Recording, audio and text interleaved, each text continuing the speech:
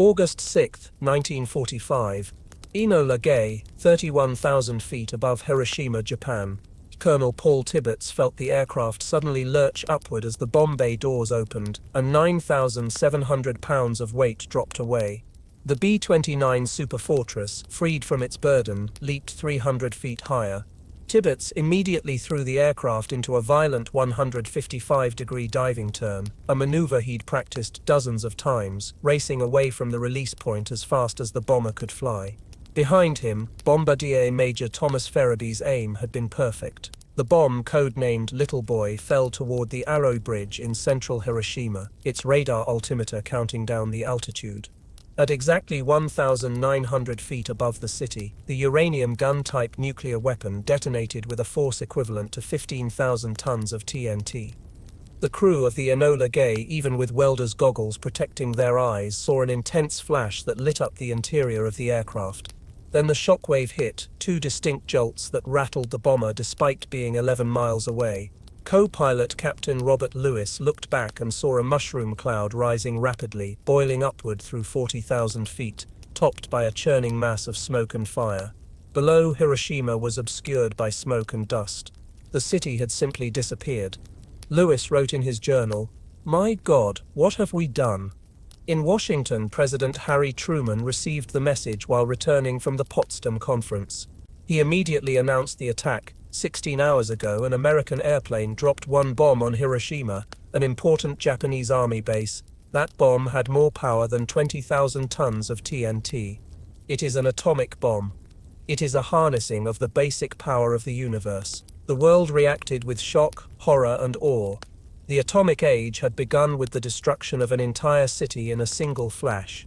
Approximately 70,000 people died instantly or within hours. Another 70,000 would die from radiation effects in the following months. One bomb had killed more people than the entire London Blitz. The narrative that emerged immediately and persisted for decades was simple and powerful. The atomic bombs dropped on Hiroshima and Nagasaki ended World War II. Japan had been prepared to fight to the last civilian, to sacrifice millions defending the home islands. The bombs, terrible as they were, saved countless American lives by making invasion unnecessary, and saved Japanese lives by ending the war before Operation Downfall, the planned invasion, could begin. The bombs were necessary, justified, and ultimately merciful, despite their horror. This narrative became almost unchallengeable in American culture. The atomic bombings were tragic but necessary. They shortened the war. They saved lives on both sides. Any alternative would have been worse. But this narrative, while containing elements of truth, obscures a far more complex and uncomfortable reality. The decision to use atomic bombs was not primarily about ending the war with Japan. Japan was already defeated, starving, and desperately seeking terms of surrender. It was about intimidating the Soviet Union, establishing post-war dominance, justifying the enormous cost of the Manhattan Project, and avoiding the political consequences of not using a weapon that cost $2 billion to develop. More controversially, the atomic bombings may not have been the decisive factor in Japan's surrender at all. Japan surrendered primarily because the Soviet Union entered the war on August 9th, destroying the last hope of negotiated peace through Soviet mediation. The atomic bombs were devastating, but Japan's leadership had already endured months of firebombing that killed more people with conventional weapons. What they couldn't endure was losing their final diplomatic option. The story of how the atomic bombs came to be used, what they actually accomplished, and what alternatives existed is far more morally complex and historically ambiguous than the standard narrative admits. And understanding that complexity reveals uncomfortable truths about how the atomic age began. The Manhattan Project to develop atomic weapons began in 1942, driven by fear that Nazi Germany was developing similar weapons. The project ultimately employed 130,000 people, cost $2 billion, roughly $28 billion in 2024 dollars, and represented one of the largest scientific and industrial undertakings in human history. Facilities were built at Los Alamos, Oak Ridge, Hanford, and other sites. The best scientific minds in America and refugee scientists from Europe worked in secrecy on the most powerful weapon ever conceived. By July 1945, the Manhattan Project had successfully tested a plutonium implosion device at Alamogordo, New Mexico. The test, codenamed Trinity, proved that atomic weapons were feasible and devastatingly powerful. The project had 2 bombs ready for use: a uranium gun-type bomb, Little Boy, and a plutonium implosion bomb, Fat Man. Germany had surrendered in May 1945, eliminating the original justification for the program. But Japan was still fighting, and the bombs now had a target. The standard justification for using atomic bombs rests on several claims. First, that Japan would never surrender unconditionally without being shocked into submission. Second, that invasion of Japan would cost hundreds of thousands of American casualties. Estimates ranged from 250,000 to over 1 million. Third, that Japanese casualties in an invasion would be far higher, potentially tens of millions. Fourth, that the bombs actually saved lives by ending the war quickly. Fifth, that no alternative existed that would end the war without invasion. Each of these claims is more complicated than it appears. Let's examine them systematically. Japan's military situation by August 1945 was catastrophic and irreversible. The Japanese home islands were under complete naval blockade. No merchant ships reached Japan. American submarines had destroyed Japan's merchant marine. Cities were being systematically destroyed by B-29 firebombing raids. The March 9–10, 1945 firebombing of Tokyo killed approximately 100,000 people in a single night, more than either atomic bomb would kill. By August, over 60 Japanese cities had been substantially destroyed by conventional bombing. Japan's military had been decisively defeated. The Imperial Japanese Navy had been destroyed at Leyte Gulf, Philippine Sea, and in smaller actions. Japan had no fuel for its remaining ships. The once mighty carrier force was gone. The combined fleet existed only on paper. The Japanese army, while still numbering millions of soldiers, had no ability to offensive operations. Aircraft were being hoarded for kamikaze attacks against an expected invasion, but fuel shortages meant minimal pilot training. Japan's economy was collapsing. Industrial production had fallen 70% from 1941 levels. Food shortages were approaching famine levels. The 1945 rice harvest was expected to be catastrophically short. Without imported food from Korea, Manchuria, and Southeast Asia, imports cut off by the blockade, Japan faced mass starvation. Military planners estimated Japan's population would begin dying in large numbers from hunger by late 1945 or early 1946, even without invasion. Japan's leadership knew all this.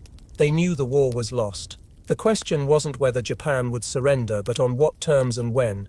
Japan's goal since early 1945 had been achieving a negotiated surrender that would preserve the imperial system, avoid foreign occupation, allow Japan to disarm itself, and possibly retain some territorial conquests. These terms were completely unacceptable to the Allies, who demanded unconditional surrender. But Japan's leadership was divided. Military hardliners, particularly in the army, advocated fighting to the end, believing that even in defeat, inflicting massive casualties on invading Americans might win better terms. Civilians in the government increasingly recognized that continuation meant national suicide. Emperor Hirohito personally favored ending the war, but was constrained by institutional traditions that made him a symbolic rather than executive leader. Crucially, Japan was attempting to surrender through Soviet mediation. The Soviet Union had remained neutral in the Pacific War despite being allied with the US and Britain against Germany. Japan hoped Stalin would mediate a negotiated peace in exchange for territorial or economic concessions. Japanese diplomats in Moscow were instructed to seek Soviet mediation. Foreign Minister Togo sent multiple messages emphasizing Japan's desire for peace. American intelligence had broken Japanese diplomatic codes. The intercepted messages, distributed as magic intercepts to top officials, revealed Japan's desperate search for peace terms. Truman, Secretary of State James Burns, and military leaders all knew Japan was seeking to surrender, just not unconditionally. This creates the first major complication in the standard narrative. Japan wasn't a fanatical regime determined to fight to the last citizen. Japan's leadership was actively trying to end the war throughout summer 1945. The obstacle was the terms. The US insisted on unconditional surrender, including occupation and potential abolition of the emperor system. Japan wanted conditional surrender, preserving the emperor and avoiding occupation. The question becomes, could the war have been ended without atomic bombs through modification of surrender terms? This is historically controversial but worth examining seriously. The Potsdam Declaration, issued July 26, 1945, by the US, Britain and China, demanded Japan's unconditional surrender but was ambiguous about the emperor's fate. It called for elimination of authority and influence of those who have deceived and misled the people of Japan into embarking on world conquest. It demanded occupation but promised eventual Japanese sovereignty. It did not explicitly guarantee the emperor's position. Japan's Supreme War Council debated the Potsdam Declaration. Hardliners wanted to reject it. Moderates wanted to accept it if the emperor's position was guaranteed. The response was deliberately ambiguous, neither accepting nor rejecting, asking for clarification about the emperor's status. Several influential Americans, including former President Herbert Hoover, Under-Secretary of State Joseph Grew, and several Joint Chiefs of Staff members, advocated explicitly guaranteeing the emperor's position as a symbolic constitutional monarch. They argued this would make surrender palatable to Japan's leadership while achieving all substantive American goals. Japan would be disarmed, occupied, and demilitarized, but the emperor would remain as a symbolic figurehead. Truman and Burns rejected this approach. Burns in particular believed any guarantee would look like appeasement and would be politically unacceptable to American public opinion that viewed Hirohito as equivalent to Hitler. Unconditional surrender meant unconditional, no promises, no guarantees, total submission. This creates an uncomfortable possibility. The war might have been ended in July 1945 by explicitly guaranteeing the emperor's constitutional monarchy status. This is exactly what happened after surrender. Hirohito remained as emperor, was never tried as a war criminal, and served until his death in 1989. The terms Japan eventually accepted in August were essentially what they might have accepted in July if explicitly offered. If true, this would mean the atomic bombs weren't necessary to end the war. Modification of surrender terms might have accomplished the same result without atomic weapons. This remains debated among historians, but it's a real possibility that complicates claims the bombs were necessary. The second major justification, that invasion would cost hundreds of thousands of American casualties, also deserves scrutiny. These casualty estimates are widely cited, but their origin and validity are questionable. Truman claimed in his memoirs that General George Marshall estimated invasion would cost 500,000 American casualties. Other post-war accounts claimed estimates of 250,000 to over 1 million. These numbers became part of the justification narrative. The bombs saved all those American lives. But contemporary documents tell a different story.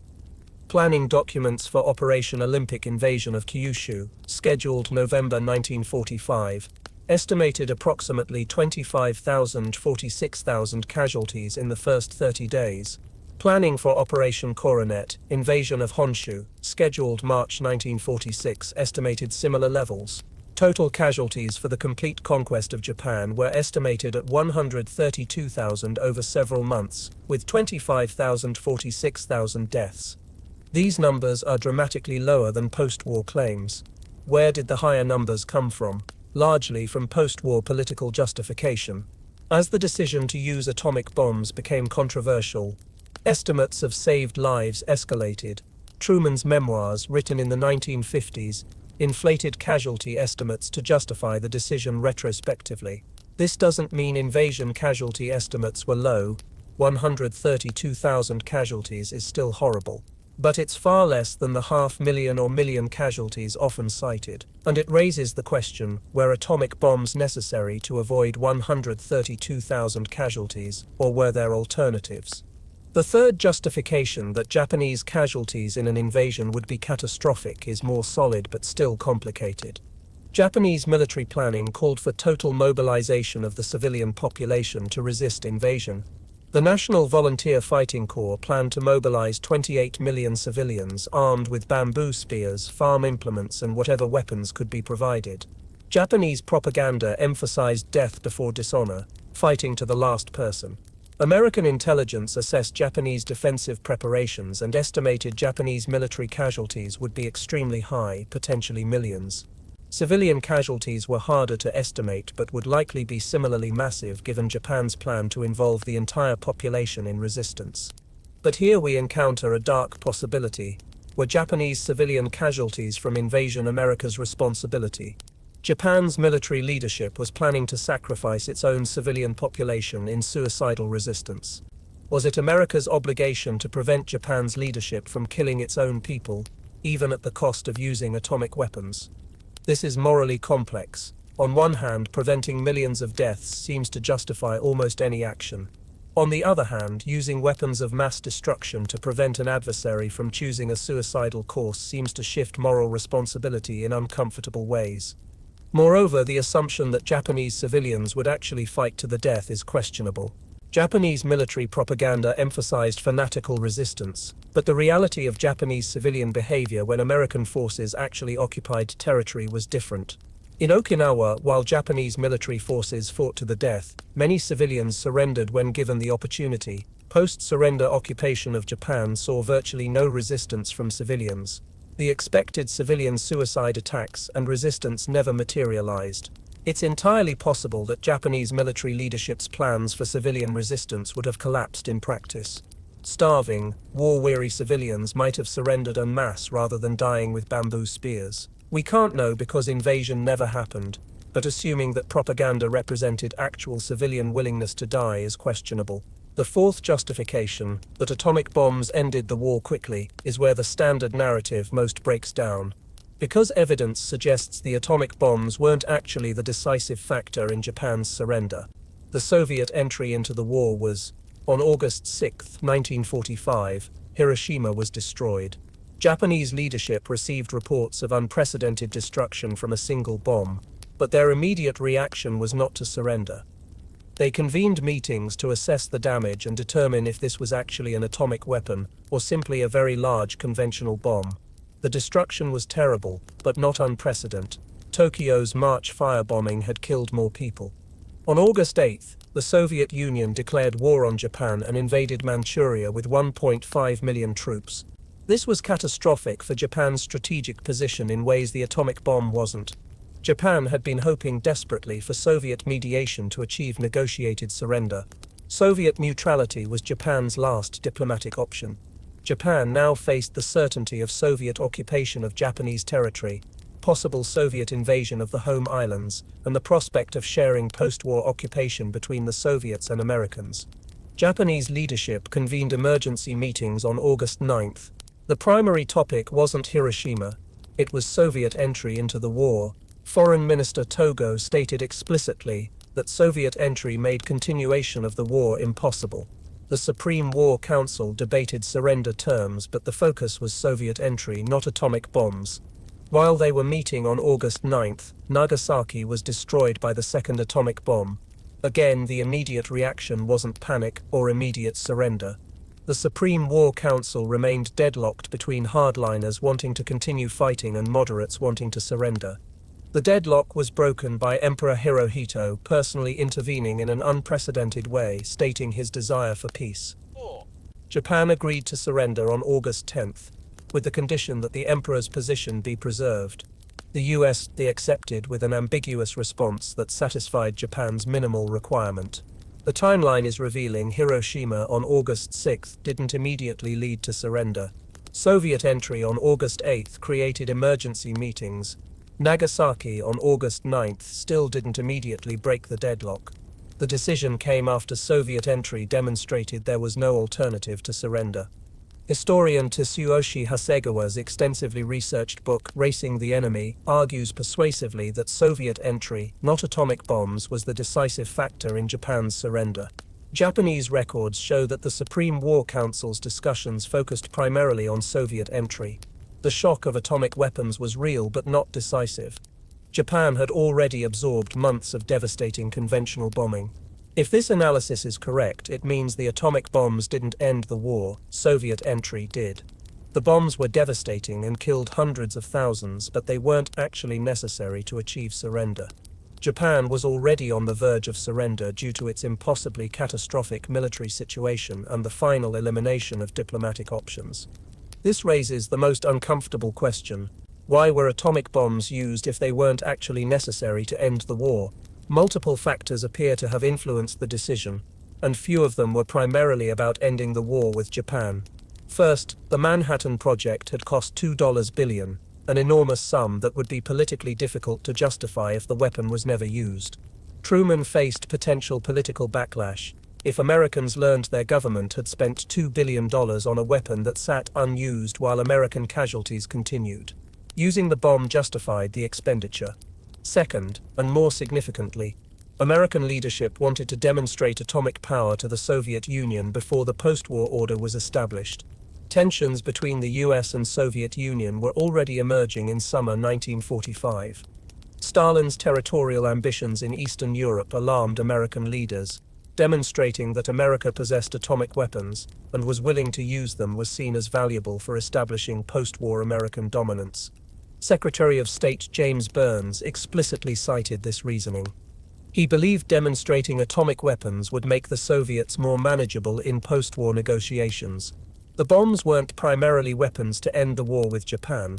They were diplomatic weapons to intimidate the Soviet Union and establish American dominance in the emerging Cold War. Third, the momentum of the Manhattan Project created pressure to use its product. The project had been running for 3 years. Thousands of scientists, engineers, and workers had been laboring toward the goal of creating atomic weapons.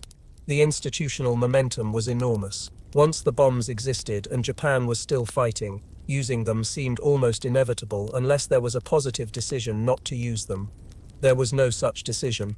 Truman later claimed he made a deliberate decision to use atomic bombs, but contemporary records don't show any formal decision meeting. The Manhattan Project's interim committee recommended military use against Japan without warning. Military planners identified target cities. The bombs were shipped to Tinian Island. Crews were trained. Weather was monitored. The bombs were dropped. At no point does there appear to have been a formal meeting where Truman and his advisors seriously debated whether to use atomic weapons or pursue alternatives. The decision was essentially made by bureaucratic momentum. The Manhattan Project existed to create weapons to be used, so they were used.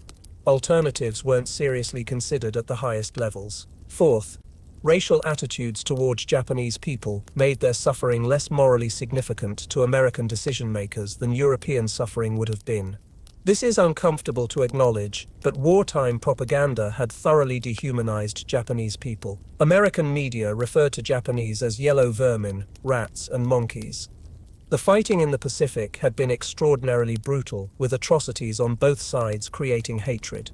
This context made it easier to rationalize using weapons of mass destruction against Japanese cities than it would have been against German cities. Notably, atomic bombs were never seriously considered for use against Germany, even when Germany was still fighting. Partially, this was because Germany surrendered before atomic bombs were ready, but it's also true that using atomic weapons against white European civilians was seen as more morally troubling than using them against Asian civilians. Finally, there was genuine uncertainty about how effective the bombs would be and whether they would actually end the war. This uncertainty paradoxically made using them seem more reasonable. They needed to be tested in combat to see if they actually worked as hoped. The Trinity test showed a device could explode with enormous force, but questions remained about using it against an actual city as a weapon of war. None of these reasons are particularly noble, and few directly relate to the stated justification of saving American lives by avoiding invasion. The decision to use atomic bombs was driven by a complex mix of factors: cost justification, Soviet intimidation, bureaucratic momentum, racial attitudes, and uncertainty about effectiveness. The cities chosen as targets also reveal priorities that complicate the necessary to end the war narrative. A target selection committee identified cities based on several criteria: significant military or industrial importance, urban areas large enough to demonstrate the bomb's destructive radius, and cities that had not yet been heavily damaged by conventional bombing, so the atomic bomb's effects could be clearly assessed. Hiroshima was chosen partly because it hosted military headquarters and partly because it was relatively intact. Previous bombing raids had spared it. So atomic effects could be measured clearly. Nagasaki was a secondary target. Kokura was primary, but weather forced diversion chosen for its industrial facilities and port. But if the goal was purely military and ending the war quickly, why not demonstrate the bomb on an uninhabited area or military base as a warning before destroying entire cities? This option was discussed by some Manhattan Project scientists and rejected by the interim committee. The reasoning against demonstration was that a warned test might fail to impress if Japan's leadership dismissed it as propaganda, and that wasting one of only 2 available bombs on a demonstration was unwise if it didn't lead to surrender.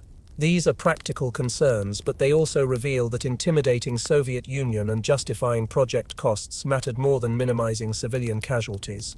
An alternative might have been targeting military bases rather than city centers, or providing explicit warning to allow civilian evacuation. Both options were rejected. The bombs were deliberately dropped on populated city centers at times when casualties would be maximized. After the war, several Manhattan Project scientists who had worked on the bombs expressed regret or moral concerns. Leo Szilard, who had initially urged Roosevelt to begin atomic weapons research, later tried to petition Truman not to use atomic bombs against cities without warning. The petition was blocked by Manhattan Project administrators and never reached Truman. J. Robert Oppenheimer, scientific director of Los Alamos, later stated, "We have known sin," and became a prominent advocate for arms control. Many physicists who worked on the Manhattan Project spent the rest of their careers working for nuclear disarmament, troubled by what their work had enabled. But these doubts came too late to affect the decision. The bombs were used, the cities were destroyed, and hundreds of thousands died. The war ended days later, though whether because of the bombs or because of Soviet entry remains genuinely unclear. The post-war narrative in America was overwhelmingly that the bombs were necessary, justified, and ultimately merciful despite their horror. This narrative was politically important. It justified the deaths of hundreds of thousands of civilians.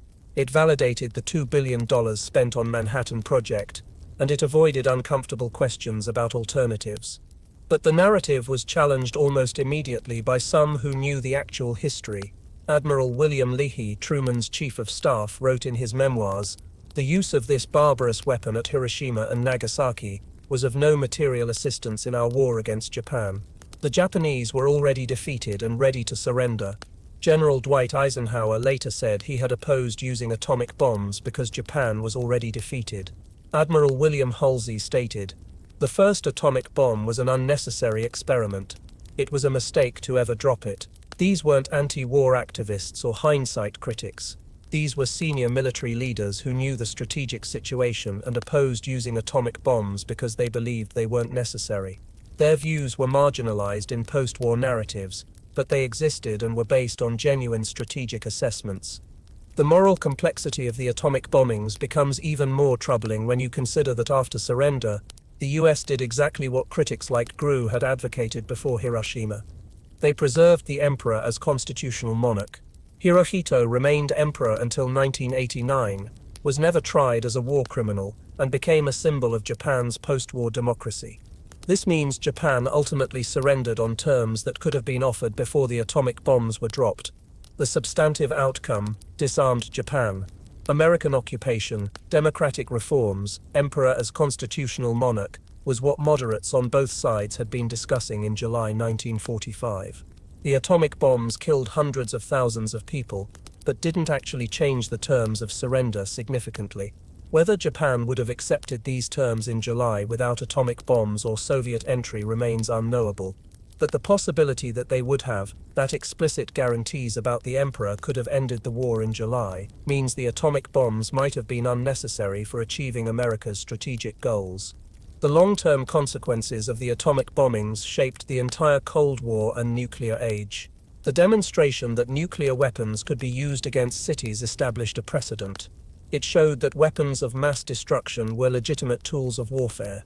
It began the nuclear arms race with the Soviet Union, which detonated its first atomic bomb in 1949, far sooner than American intelligence expected.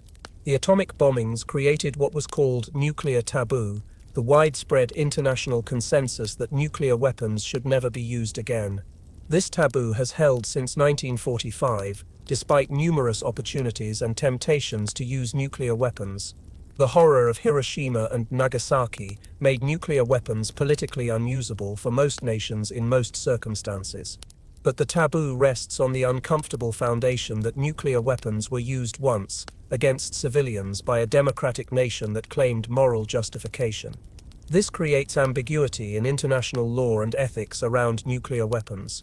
If the US was justified in using them in 1945, why wouldn't other nations be justified in using them in sufficiently extreme circumstances?